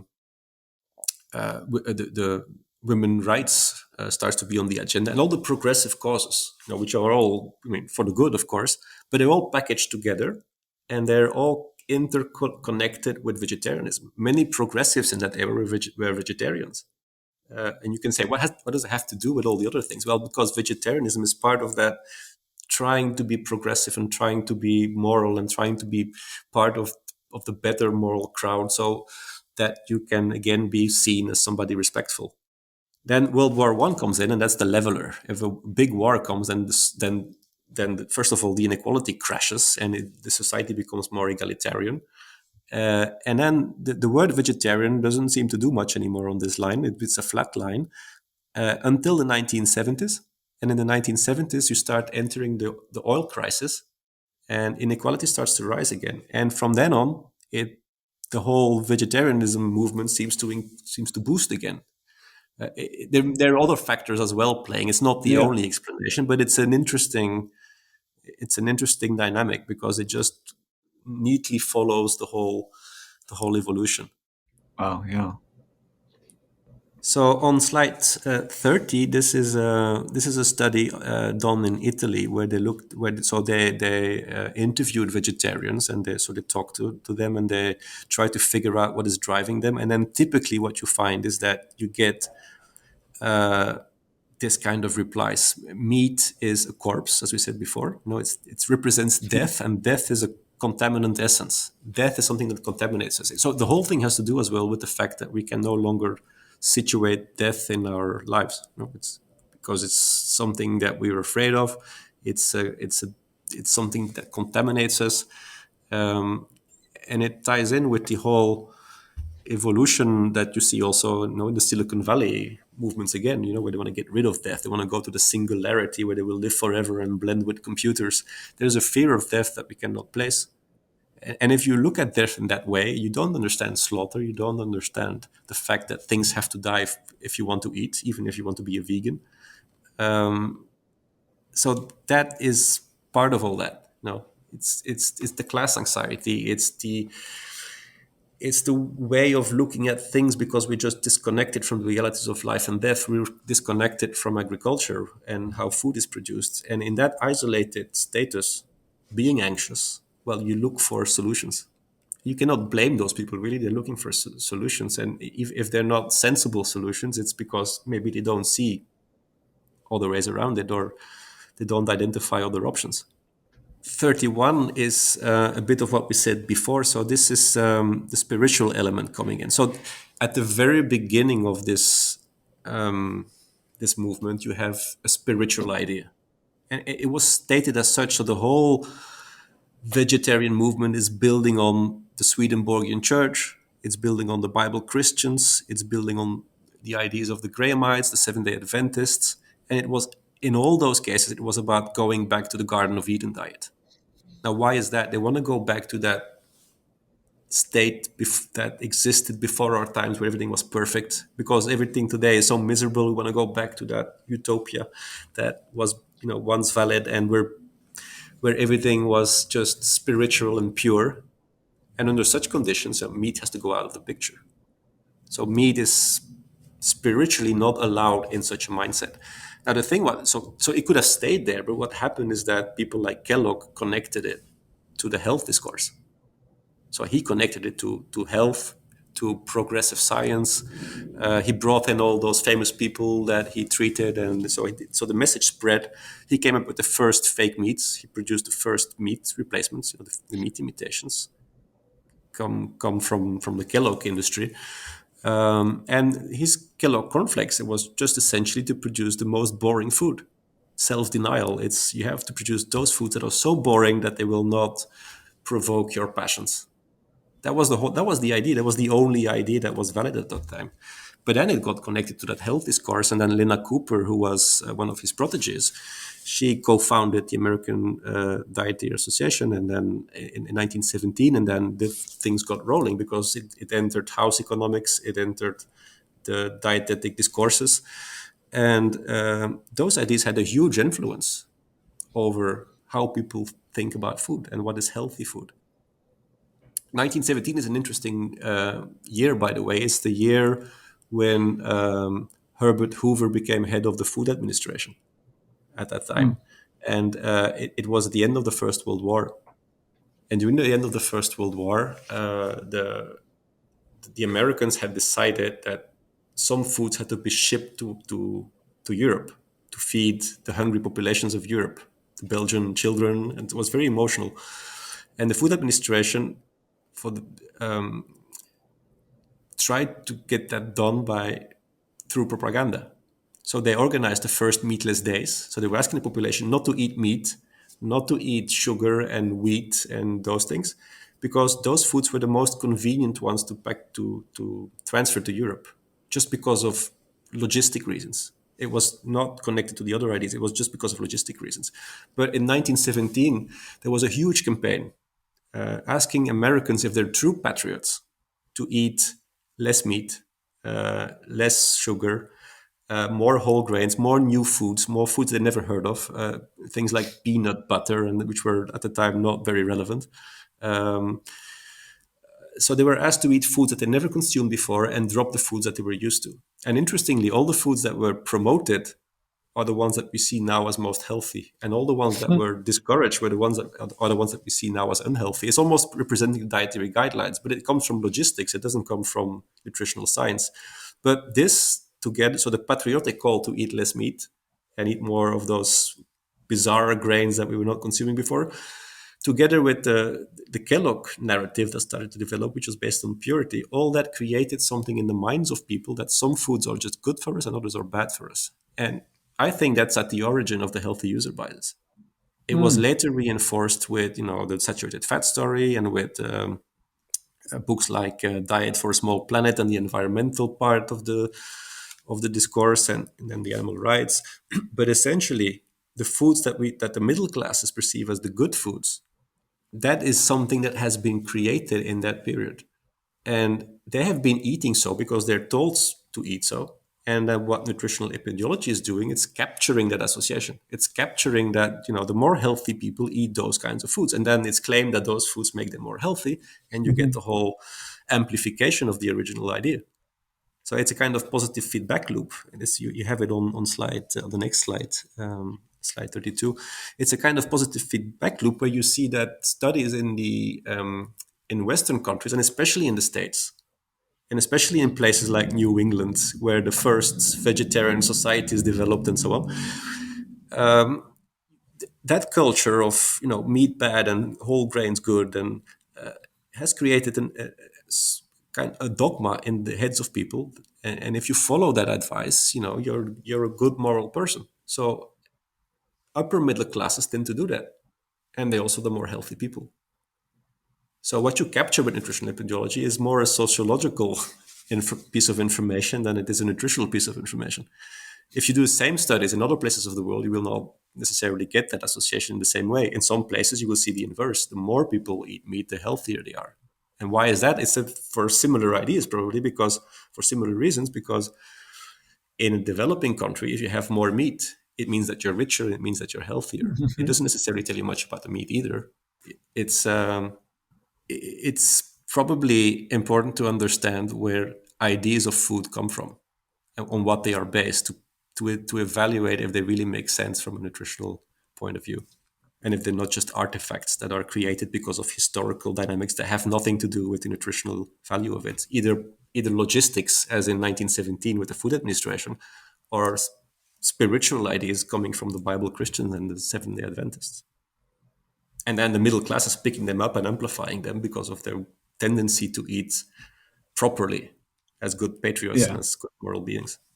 man, this stuff is so interesting. All right, we only have a little bit more time here. You want to get through these last ones, and I want to Well, recap let me some just stuff maybe too. show to give a message of, well, maybe two more slides if you want, Brian, on the Yeah. slide 34. What I have here is so. This is why I see this as potentially dangerous for the future, and what we're seeing now. And this is connecting to what you want to talk about as well in your own presentation that you're going to give. So if you're going to double down on this situation, I'm just going to make it, amplify whatever we're doing. Well, we're going to make this much worse. You will have more ultra processed foods and nutrient poor foods to solve the nutrition because you come up with all those fake foods. You want to you will have a worse security status because you will centralize production. It's, if you think about lab meat, it will be very centralized. It will be very technical. Nobody can enter that market. It's much more centralized, much more fragile. Communities are still eroding. You have an increasing loss of food culture. Whatever was seen as a traditional meal and traditional way of sharing meals between people will just erode further. Status will become increasingly problematic. Moral eating will be increasingly on the table, and communities will become more polarized. Now, the way out of it, and you somehow hinted to it, is on page 35. That's when you start to counter this bottom up. No, this is when you try to fix the layers from the bottom up and then work your way to the top.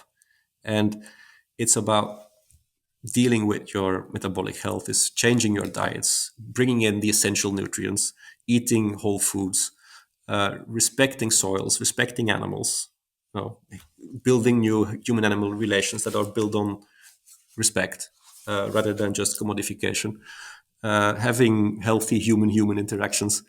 And then security will develop from that, and especially if you make it more resilient by valorizing those production systems that lead to livelihoods of small families and medium families and medium businesses, and use techniques that make it more sustainable.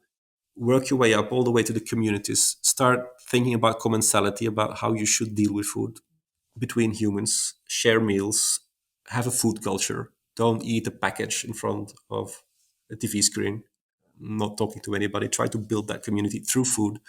um, Status can detoxify if you just try to be more actively involved in status building. See it as a development of pride and not a form of resentment where you react to others. Try to just go your own way and create value for yourself. And even the self-actualization layer, essentially, if you see it as a learning path, if you see the whole process below as a learning path, I think you will just end up in much better places. And maybe we can stop sharing the slides here if you want, because I think this is the main The thing I still wanted 36, to say. the last one is just about the environmental side, I Yeah, the guess. last one was, if you want to address that as well, I can talk about it. So this is just about the fact that, have in mind that livestock is that pharmacon, that it can be bad as well. So don't pretend that everything is just fine. We need to work on that. It can cut both ways. Maximize the good part of it, minimize the harms, and have a fair discussion. Acknowledge what's not going well, try to fix it, but build on the strong parts, on the strong elements. Whatever livestock is doing for the good. Exactly. Yeah, this kind of brings in, we do have problems with the way we do industrial ag right now. And especially with pigs and chickens. I mean, they're in like these million chicken warehouses, and then yeah, like getting all the cows in a feedlot instead of keeping them on grass and rotating. That's the whole thing. So yes, there is that side that needs to be addressed, but it's yeah, that it's kind of just take the narrative's taken over by the vegans, and they kind of just throw it all away and be like, well, we just shouldn't eat meat. And we're like, wait a second, there's a way we can do this that's helps the soil and all that. And yeah, I've done many episodes on that stuff, so yeah, we don't have to go into all that now. But wow, this was really great. So I didn't even know what we're going to get into. Actually, I didn't see this slide deck until 1 minute before we started recording. But what I'm kind of realizing is there's three like main verticals or categories of why we just started thinking meat was bad as a world. And we're kind of addressing this presentation addressed kind of the philosophical or like emotional side. It was this really interesting side that I've never heard anyone address before. I was going to do the side of like the money and the power and the corporate side, and show the $1 trillion agenda, why it makes sense that these people with the big food companies want to say that meat's bad, because for their stuff to be good, their processed products with the high profit margin to be good, meat needs to be bad, right? So I get that side. So, and then the third side, I think, is the political kind of geopolitical world globalist perspective, which you've also done content I alluded to earlier, that I've seen different presentations you've done on that side. And what's going on with like all these big interests and the Rockefeller groups and going back to the 60s. And you mentioned some of this and the World Economic Forum, the Great Reset, the Eat Lancet. There's so many connections there that you bring together. So I know you did one with the Ice Age farmer, so people can find that presentation or podcast. And then I guess people can watch mine soon enough after I do it at KetoCon, and it'll have the kind of corporate side and the money side, and then this can stand as that really interesting side that I've never really gone into like this, of that the like Maslow's hierarchy of needs side. That's really cool. But I think it's a central question. We didn't need to ask that question. Do we need meat? And then, I mean, asking that question sounds trivial, but the answer is complicated. Do you need it? Well, you need it for several reasons. If you want to build up a healthy society, uh, it helps to do so. You know, there's several ways it addresses many of the issues. It helps you to to have a sound nutritional basis. It helps you to bring in food security because you need your animal agriculture to have a resilient uh, crop agriculture as well. I mean, if you're going to throw out the animals, it's going to become very, very difficult to have just crop agriculture. So they're helping to just have a more solid food security level. Meat, because of all its cultural value, helps to build those communities. It helps you to, even in the upper parts, just to for all sorts of more uh, contemporary cultural individual manners of dealing with things. So at all the entry points, and especially at the more fundamental ones, it just helps you to become a more stable person and a more stable community. It's you could do without, but it needs some serious thinking about how you're going to do that without. And the solutions that we're seeing now are not good enough. I mean, they're going to lead to trouble. They're going to make things worse. The meat replacers are going to make things worse. The way of taking out animals from the food system is going to make things worse. The way the foods we're developing and the food culture we're developing is going to further toxify our communities. So so all the suggestions we're seeing are just ones that are going to make it worse. So as things are standing right now, I would say that we do still need meat because it's a Of net course. positive. Oh, absolutely. And yeah, of course, all the suggestions from the big interests out there are going to make it worse. It's just like how it goes. It's weird how this society goes. It's this direction towards like top down control from the hunter gatherers we started with and the egalitarian societies where it was just everyone was sort of equal. And it's this gradual, slow process to this new world where people want to control things on the highest level and have like world government and all this stuff going on. Is endlessly fascinating to me that that's just how it works. And I wonder if this is a big sine curve and then we're going to get past this. If we can resist the top down control, like are we going to swing back? I don't know. Or does the human race, we just go into this dystopian future like we started with the Orwell slide? Well, it probably will. I mean, probably will enter at some point a new paradigm. I mean, I see that happening now. It's not necessarily going to be the paradigm we're afraid of.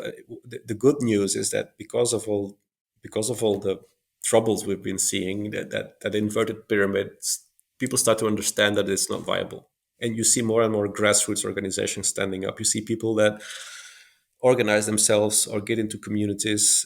You see that ideas are becoming more developed with respect to farmer markets, with community dynamics. People trying to fix their health. They're embracing certain diets that help them to fix metabolic health, and it's going mouth to mouth. And those communities are getting stronger. While fixing their health, they're building communities. That's interesting as well. No, it's those people that found a diet that works for them.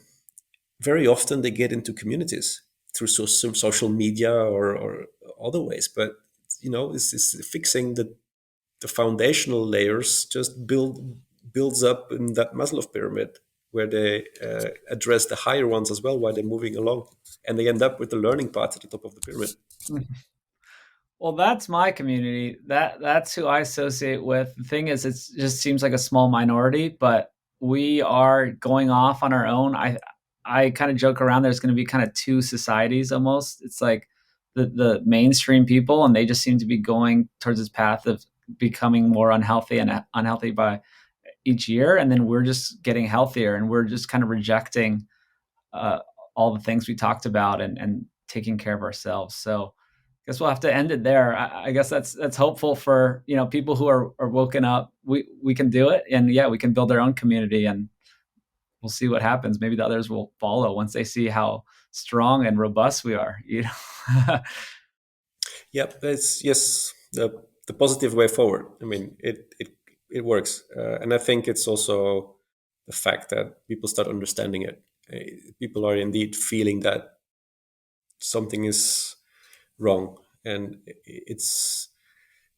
don't forget also that what you're hearing on television or reading on in the newspapers or on a screen is coming from a minority, right? It's a very loud minority, but it sometimes gives you the impression that it's representing all of society. It certainly isn't the case, right? So you always have to be very careful if you try to um, build an impression of a societal state of affairs because you're watching through a very distorted lens. So Yeah. it doesn't give you the full picture or the correct picture. Well, definitely. The public opinion, yeah, is definitely distorted, but I think the public health is not distorted. I That's can true. go Yeah, around and see public that's true. health, and it's not good. Oh man, we could go on forever. Let's cut it off here. Thank you so much. Follow Frederic on Twitter. Where else can they go to find you? You have studies online. You can look up your name. You have Yeah, well, the you website. found my Google Scholar profile, or you can see the website I mentioned, Aleph 2020. All right, I'll link to all those in the show notes, and find the video of this on YouTube. And thanks so much. Thank you, Brian. Bye.